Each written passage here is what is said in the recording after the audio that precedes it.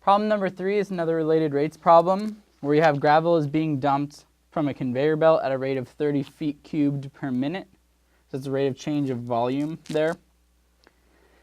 As it falls from the conveyor belt, it forms a pile in the shape of a cone whose base and diameter and height are always equal. How fast is the height of the pile increasing when the pile is 10 feet high?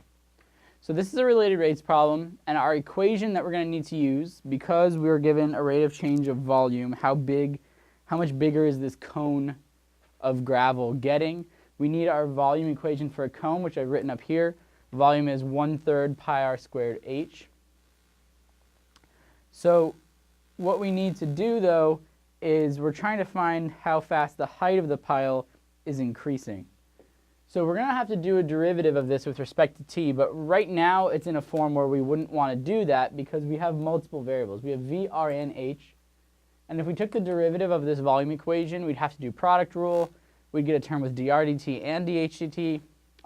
We don't know both of those. In fact, we're looking for dh dt, but we don't have any information about that. So the key point to this problem is the second sentence. As it falls from the conveyor belt, it forms a pile in the shape of a cone whose diameter and height are always equal. So right away we know that 2r, the diameter, is equal to h always in this particular cone. So that's really useful to us because we can use this to substitute and get our volume in terms of only one variable. The one variable that we would want to get it in terms of is h because we're looking for dh dt. How fast is the height increasing? So therefore, I want to solve this for r. R is equal to h over 2, and then I plug that in here so that I only have h's. So when I do that, my volume equation becomes 1/3 pi. Instead of r squared, now I have h over 2 squared times h. So if I combine all these numbers, this would be 1/4 and 1/3, so I have 1/12 pi, and then I have h squared times h, so h cubed. So by grouping my numbers and variables together, my volume equation has simplified down to this for this particular cone. So now is a good time to do the derivative because now we're down to one variable. This is as simple as we can get it. And we'll do the derivative, remember, with respect to t. So our derivative is dv dt, the derivative of v. 1/12 pi is all constants, so that's going to stay there. And the derivative of h cubed, so that would be 3h squared times dh dt.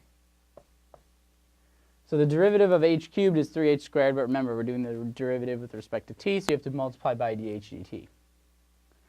So dh dt is what we were looking for, but let's try to simplify this a little bit.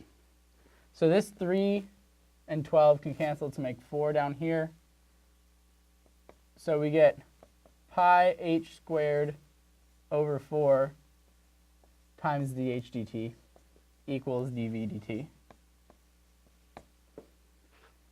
And before we plug in any of the numbers, I'm just going to get dh dt by itself because that's what we wanted. How fast is the height of the pile changing? So dh dt is equal to 4 times dv dt, if we multiply the 4 over, divided by pi h squared. And now we're ready to plug in all of our numbers.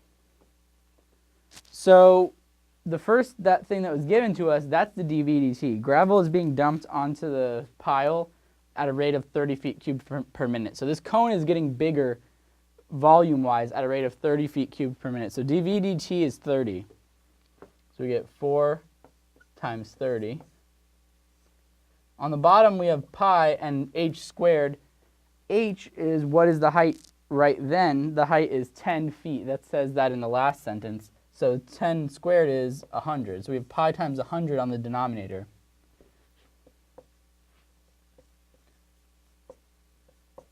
So let's try to simplify that a little bit. We can get rid of one of the zeros there. We get 12 over 10 pi, which can be reduced to 6 over 5 pi. again, let's think about what the unit on this would be. Well, our heights were given in feet. So the rate of change of height would have to be in feet per something. And what unit of time is it? It was per minute, our volume. So it's going to be in feet. That's the rate of change of height in feet per minute. So that's positive, which tells us that the height is increasing.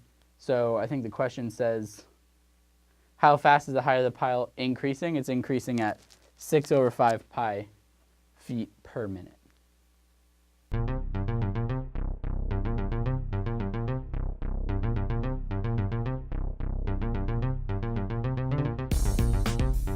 The Teaching Center, UF's Learning Resource Center.